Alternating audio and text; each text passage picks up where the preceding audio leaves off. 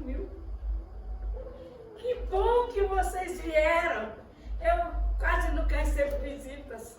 É pena que não tem um bolo, um cafezinho para oferecer para vocês, né? Mas eu posso contar minha história para vocês? Uhum. Bom.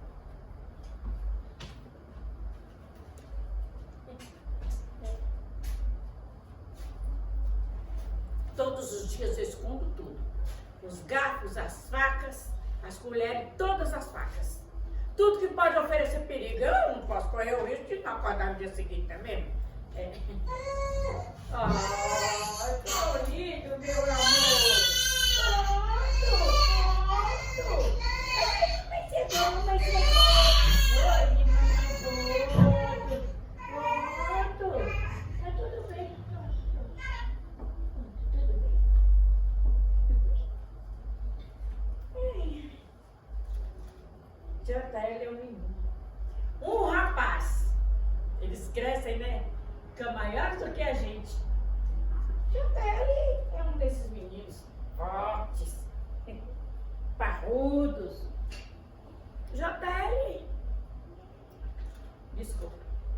Vocês não fazem ideia de quem seja JL, não é verdade? JL é um Guilherme, claro. Simples, não é? Não, não é. Eu mesma quase não conseguia pronunciar o nome dele. Eu achava mais fácil chamar de JL. Hoje eu já chamo com uma certa desenvoltura. Jung Lang. Quem escreveu esse nome para ele? Pai dele, é claro. Aqui no povoado é assim. As mulheres... Pare. Mas quem escolhe o nome? Os pais. Não me doido que o pai dele escolheu para ele. Você tudo já morto, enterrado, debaixo de 7 pau, pai de JL. Que o diabo tem. Esse tal de Jung, ele era... O que ele era? Alemão. Alemão. Ele mexia com doido. Mas não doido assim de jogar pedra, né? Em avião e nem de rasgar dinheiro, mas mais ou menos doido.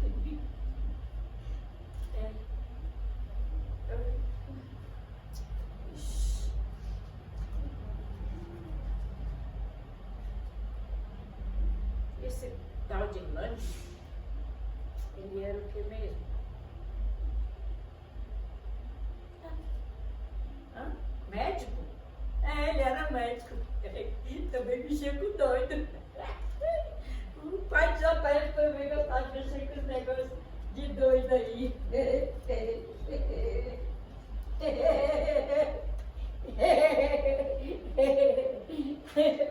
Mas o pai de JL não era médico, não. Nem doido. Mas ele não gostava de mexer. Que doido! Não sei. Mas eu já morto, enterrado, debaixo de 7 palmos, que o diabo tem no pai de JL, ele também gostava de mexer com esse negócio de doido aí. Vocês querem saber de uma coisa? Vocês acham que Lang é sobrenome de família? Não, filhos. O pai de JL achou bonito e colocou Lang. De repente você está conversando com alguém que pode até ser da sua família, mas tu não sabe, não tem sobrenome de família. O outro achou bonito para Lang.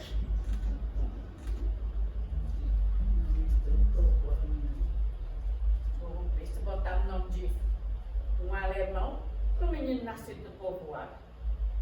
Vai ser besta mesmo, viu? Mas esse tal de... Mas eu já falei, já? Eu acho que eu já falei.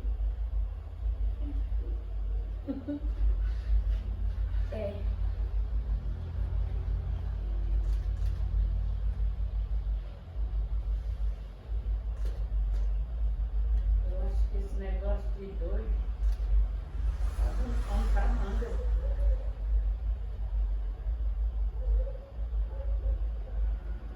Um dia eu quis fazer teatro. É melhor, né? Fazer teatro. A mulher falou que estava para levar para o maior jeito. Mas o pai Jota ele não deixou. Ele disse. Esse negócio de teatro não é negócio de mulher honesta, não. Nem de mulher. Dois. Não,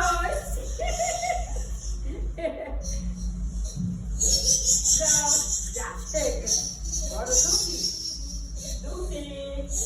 Dormir. Mimi. Não, já chega.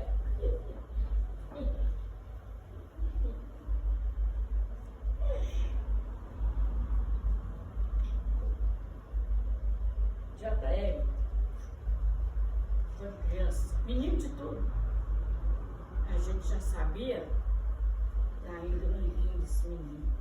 Deus me livre guarde. Só de pensar já não fica arrepiado. JR ganhou um boneco de neve de uma amiga minha.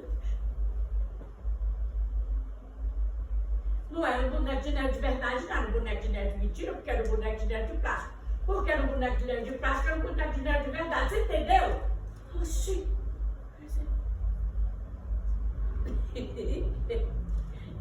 Vocês precisavam de ver os olhinhos de JL olhando para os bonequinhos. Ele entortou a cabecinha para um lado, entortou a cabecinha para o outro. De repente ele pegou o boneco, botou o boneco debaixo do pé, exato! A cabeça do boneco saiu fora do corpo. Vocês precisavam de ver os olhos de satisfação de JL. E o sorriso metálico.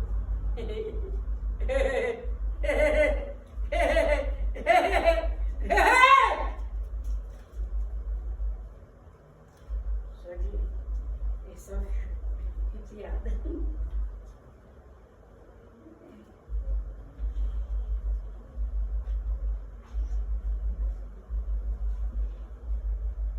Já até ele ganhou um gatinho de uma amiga minha. Gente, era um gatinho tão pequenininho. Meus olhinhos clarinhos, a coisa mais linda do gatinho. Um dia eu estava lá no hospital, penando uma penosa.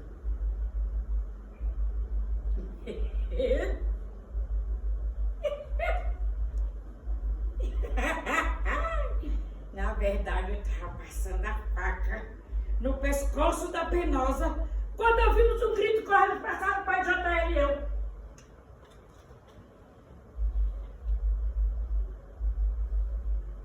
Ele estava todo ensanguentado. JL estava banhado em sangue.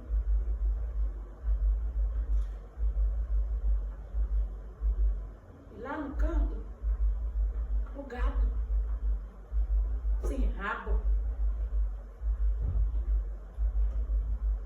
JL arrancou o rabo do gato. Ele arrancou o rabo do gato com o dente. O pai dele ria, dava gargalhada. Devia ser muito interessante mesmo, né? Se o pai de JL, que era homem e que sabia de tudo, estava rindo, devia ser engraçado mesmo, né? Arrancou o rabo do gato com o dente. Eu até tentei dar um sorrisinho, mas ele olhou para mim e disse assim: eu lhe permiti sorrir? Oxi!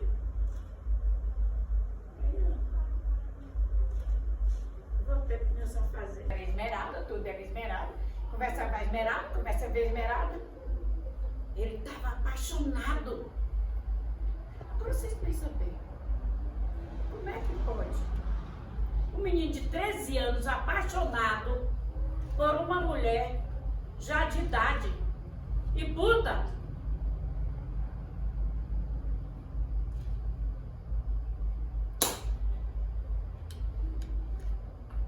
Eu vou tirar a razão dele.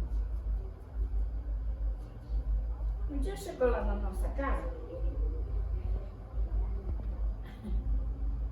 um rapazola, amigo do finado, morto, enterrado, debaixo de 7 palmos com terra em cima e areia e cimento.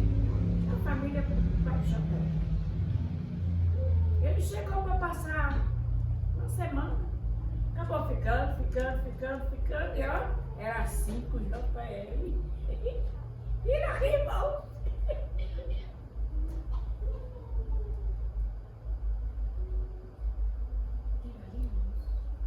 Um dia eu peguei JL falando do amor dele por Esmeralda.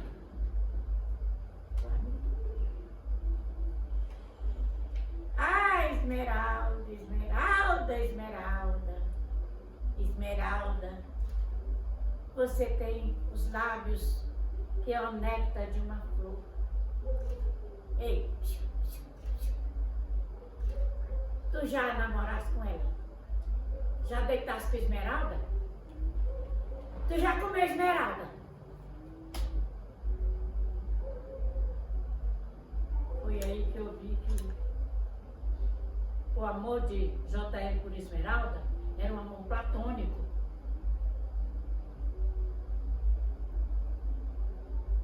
Ei, amigo, ei, se tu nunca deitou com ela, se tu nunca comeu ela, o que diabo você fica fazendo na zona?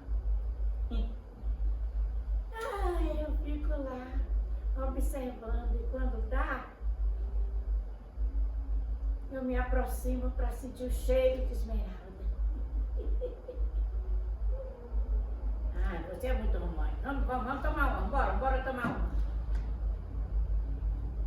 É de costume, aqui no povoado, os molecotes ainda cheirando a leite, recém saindo dos coelhos, fazer uso do álcool. Cor de morte, dizia o pai, né?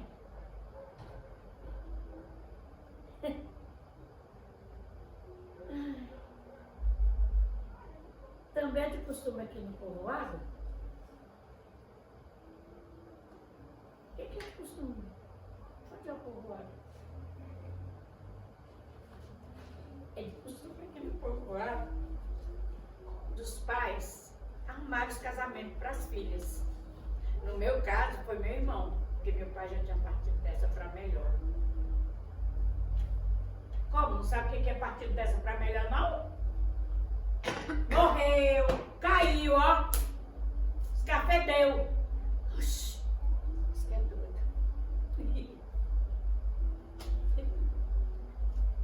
E aí, meu irmão foi quem arrumou, né? Em casa, meu irmão mais velho, foi quem arrumou o casamento. Gente, a festa foi maravilhosa. Durou a noite todinha. Eu estava fascinada pelo pai de JL.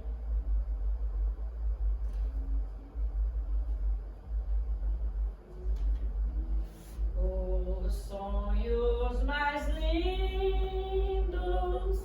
sonhei, que quimeras mil castelos, enfim, e o seu mergulhar com sofreguidão, juras de emoções, lararara,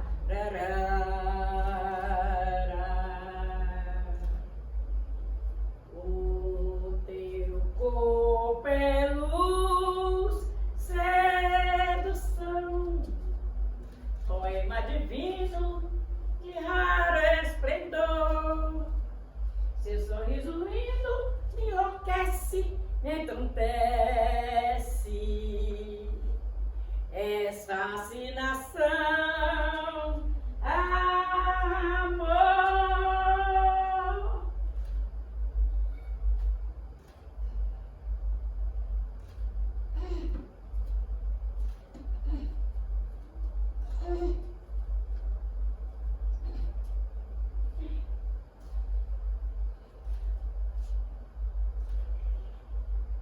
Vocês acham? Quem me levou para a lua de mel? Levou não. Passou uma semana fora, com os amigos comemorando. Chegou em casa, fedendo a cachaça e a rapariga. Ele quis se deitar comigo, mas não. Aí ele usou de força, me pegou, me jogou no chão e me estuprou. Foi assim que nosso casamento se consumou. Depois disso, todo dia ele batia. Hã?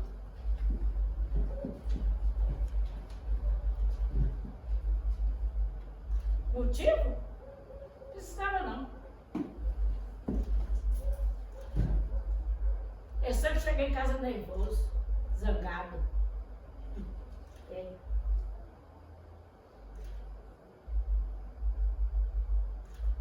Teve um dia que ele me bateu tanto, mas me bateu tanto que eu fui parar no hospital. O ruim era ouvir os burburinhos das enfermeiras. Uma dizia assim, isso aí, ó, vale nada. Apanhou do marido que não presta. Deve ser daquelas que o cabo sai para trabalhar, ela fica aí jogada no sofá o dia inteiro. A outra dizia assim, minha irmã, esta daí, ó, não vale enjoar. O pobre sai cedinho, vai trabalhar. E a miserável fica o dia todo, nem casa sem fazer nada. Vai ver que nem comida pra ele faz. Bem feito, achei, foi bom, foi pouco.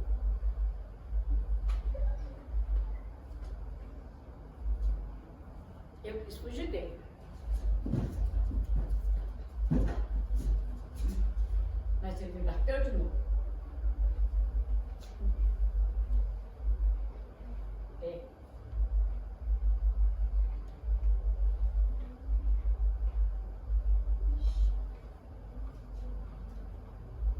Não sei.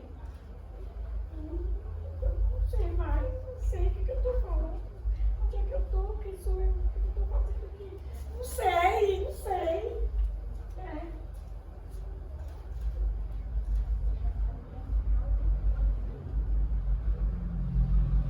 Já tem.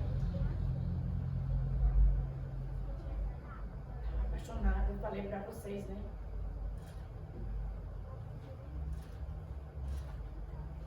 O amigo de JL foi conhecer a zona. Não só conhecer a zona, ele conheceu também Esmeralda. Mas eu não tive razão de JL ser apaixonado por Esmeralda, não. Esmeralda tinha o cabelão, os olhos claros, pá de coxa. Só que o amigo dele não só conheceu a zona, conheceu Esmeralda. E comeu Esmeralda. Comeu o grande amor da vida de JL. JL ficou ruim. JL mudou.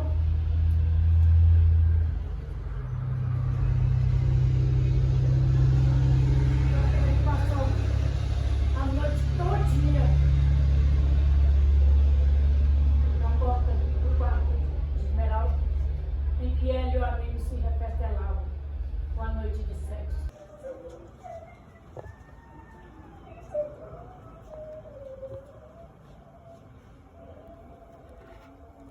Ai!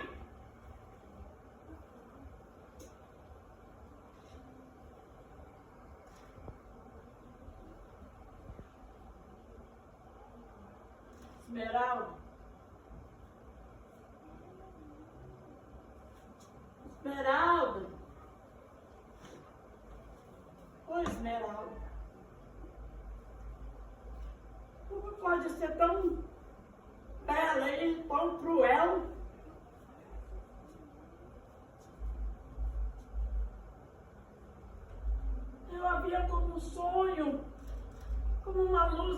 não.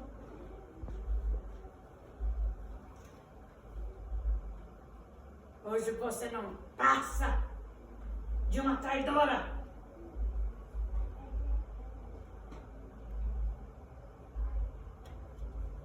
E você, meu amigo, se fingindo de meu amigo, se embriagando da minha bebida. Não!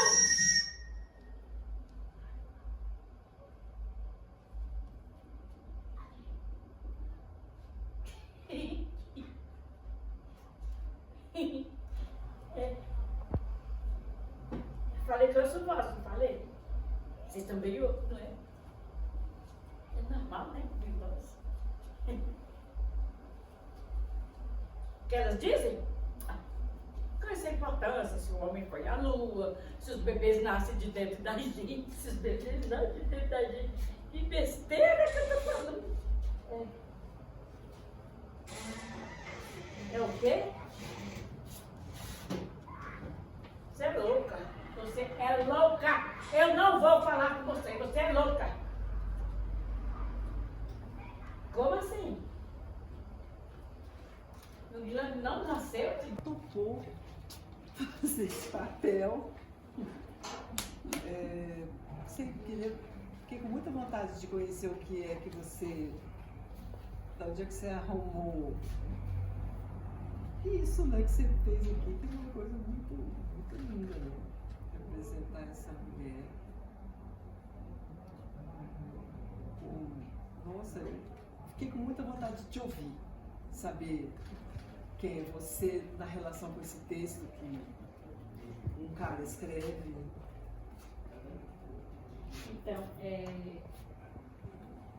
é complicado assim a gente falar sobre isso, porque eu sempre vi assim, não, isso acontece pra lá, não acontece aqui na minha vizinha, não acontece aqui na minha família, né? Isso acontece em outro país, ou qualquer outro lugar, né?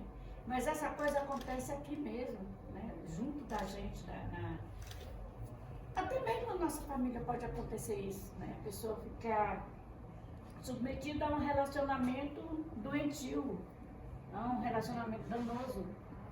Eu estive apresentando, nós estivemos, né, apresentando lá em Abadiânia, né?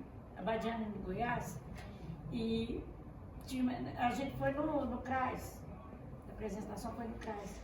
E a diretora do CRAS chamou um monte das pessoas que frequentavam o CRAS, que precisavam, né, do serviço do CRAS, e eles foram. Eu observei que tinha uma moça lá, jovem, com 2 menininhos. Ela ficava assim, não piscava o tempo todo assim. Depois eu conversei com o Márcio, e o Márcio, como ela ficou, sabe, focada? Ele falou, não, é porque essa moça, ela sofre os mesmos maus tratos que a personagem passou aqui, ela está vivendo isso. Aí eu fiquei doida, falei, meu Deus, tomara que, sabe, fique uma sementinha plantada no coração dessa pessoa para dizer assim, por favor, chega, para mim basta, eu não preciso disso. Eu não quero isso para mim. É muito chato a gente saber que essa coisa ainda existe aqui próximo da gente, né? Esse relacionamento abusivo, essa coisa esquisita. Isso é muito doloroso. Eu estou falando enquanto mulher. É muito doloroso para eu saber que tem uma menina, eu digo menina porque eu tenho idade de ser mãe dela, né? Saber que ela estava vivendo aquela história. E ela ficou tão focada.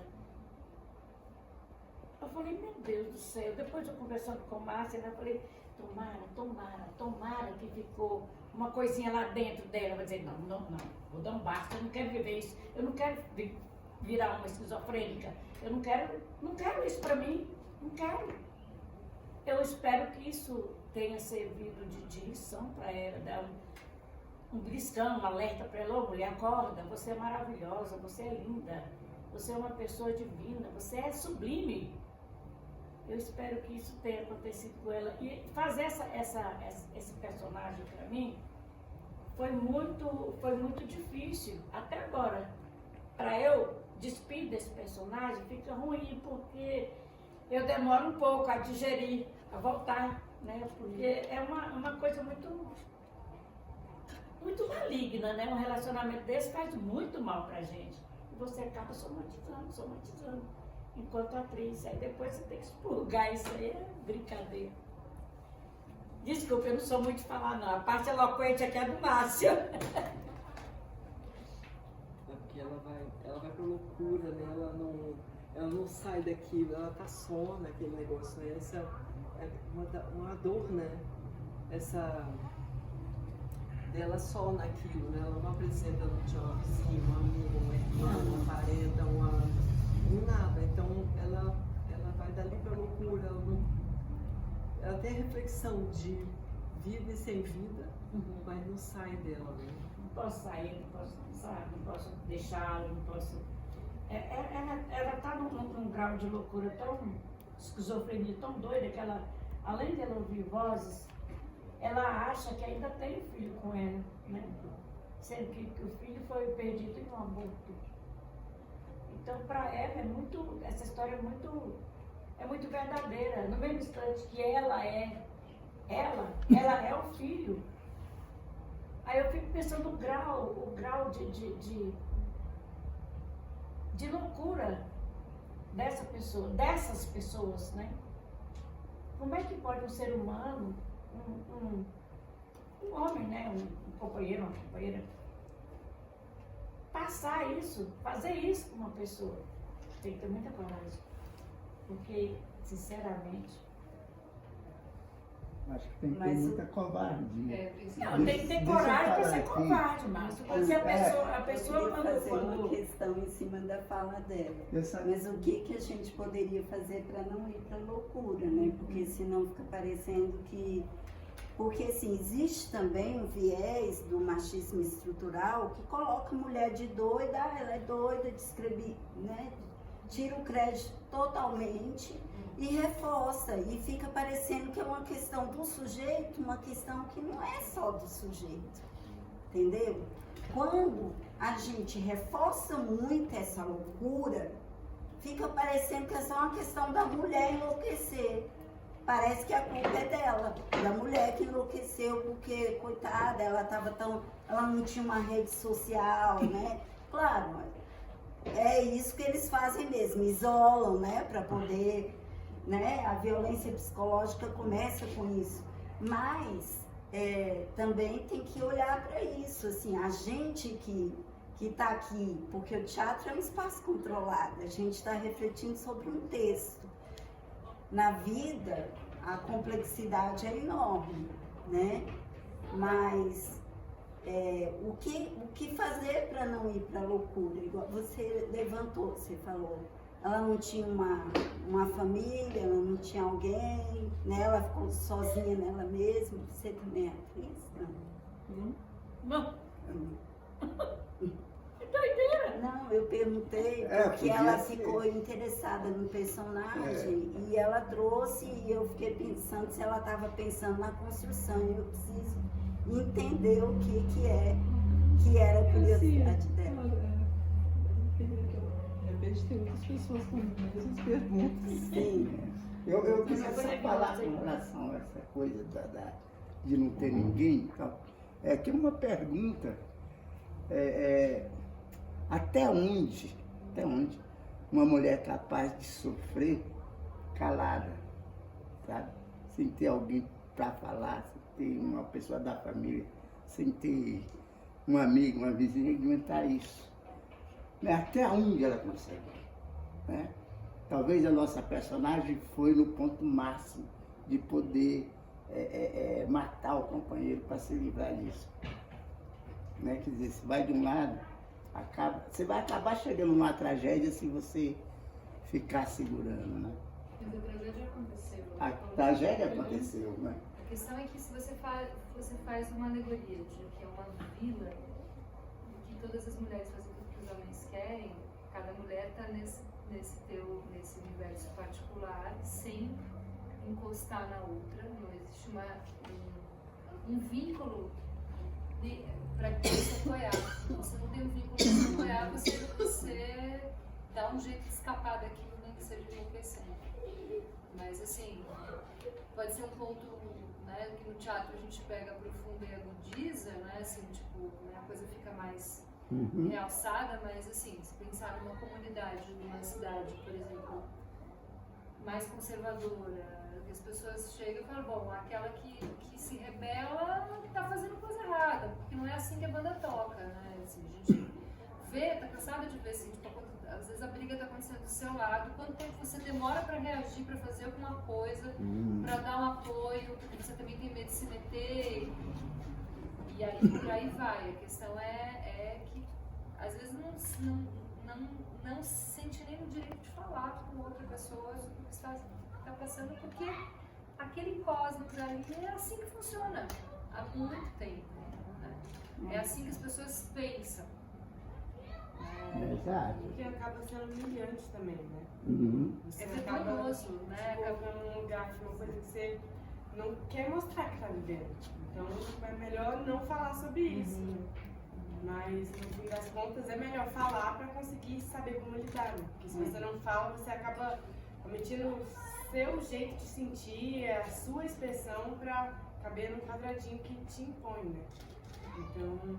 E acho muito louco assim, essa questão da omissão até da própria família. Acho que foi essa semana ou semana passada que teve duas notícias muito parecidas de pessoas que pediram ajuda, aquela coisa do desespero, põe um bilhete ali, alguém vê, chama a polícia, depois descobre que está há anos assim, vivendo em cárcere privado, e a família não fala nada e não desconfia, se desconfia também não faz nada, porque afinal de contas é o marido dela, a vida é deles, a gente não se mete. Como se fosse ela, para ser a dona, né, para estar ali naquele casamento, né, tá batendo. A gente já ouviu em debate a pessoa falar, não, ele tá batendo no que é dele, né, como se a mulher, a criança, é propriedade do homem, né, é um bem dele. E eu acho que tudo que vai contra a cultura é punido com o não pertencimento, como se você que fosse estranho, porque existe também uma certa normalização, naturalização do anormal. Assim, coisas que não são normais, mas que acaba se naturalizando por causa de uma cultura instituída. E a pessoa, claro, ela vai se constranger, né? Fala assim, eu vou contar só a coisa ruim, né? Eu vou aparecer aqui só como aquela que apanha, que sofre, que não tá bem, né? É dificílimo para a pessoa. Mas eu acho que a sociedade... depois ela ia falar e eu cortei ela. Você me desculpa, aí você volta com a sua fala. Você, então, depois ela... Eu acho que tem um ponto que fica intrínseco como um todo, não só a posição do feminino, que já é massacrado perante um patriarcado, né, de você achar que é comum ela apanhar todo dia e ser estuprada na lua de mel e ser largada todo dia. Primeiro que eu acho que a nossa sociedade como um todo, o mundo, né, não só aqui a nossa sociedade brasileira como um todo, mas ela não tinha quem direcionar. Então, assim, e muitas vezes a própria família, ela vai estar presente, mas ela não sabe lidar com a dor. A dor não é exposta, porque essa dor foi suprimida durante gerações, né? Então a gente vem de um lugar que a nossa dor social ela é suprimida também. Então a gente não sabe lidar com a dor. A gente vai no funeral, oi, tudo bem? Tudo ótimo, né? Assim, tá incrível, meu pai tá morto ali, tá tudo ótimo. Então a gente tem um lugar que é um abafar geral da dor, seja ela qual for. Então quando uma pessoa se coloca com esse nível de dor e repetição, Sim. ela também vai para um vácuo de não ter realmente a quem recorrer, né? E ela dissocia, né, para sobreviver. Então, assim, eu trago que vou trazer uma coisa pessoal para vocês. A minha mãe, por uma dor tremenda, de um divórcio, né, ele tomou a guarda dos filhos e soltou ela, e ali foi o limite, né? Então aí ela começou a desenvolver. E eu acho que a gente não sabe lidar com a loucura também. A gente não sabe tanto não lidar com a dor e não sabe lidar com a supressão, com o transborde da dor. Porque se a gente vê um espaço como essa senhora se encontra, ela está isolada. Ela está isolada, ela está com o canto dela, o mundo dela, as vozes dela, mas não dá a entender que ela tem uma socialização, que ela tem uma participação, de um acolhimento. Ela está nela, está no universo dela. Né? E isso eu vi com a minha mãe, porque ela adquiriu uma esquizofrenia pela dor causada. E muito que eu sentia estando perto dela, falando assim, você vê? Olha, eu tô vendo, porque foi muito linda a sua atuação, inclusive, né? Parabéns, porque eu vi isso, eu conheço esse lugar, né? E aí você tem esse acolhimento, fala assim, eu te escuto, eu sei que você está ouvindo, eu sei que o que você está vendo é real, mas não, existe uma supressão como um todo de que eu não quero ver. Eu não quero ver a sua dor, eu não quero ver a condição do feminino, eu não quero ver. Então talvez esse silêncio supremo, né, não tem um vizinho que pudesse acolher essa pessoa que foi maltratada diariamente, ou então quando ela começou a trazer os primeiros sintomas, né, não houve. Então eu acho que essa é uma boa crítica aqui como uma sociedade como um todo. O que nós fazemos com a nossa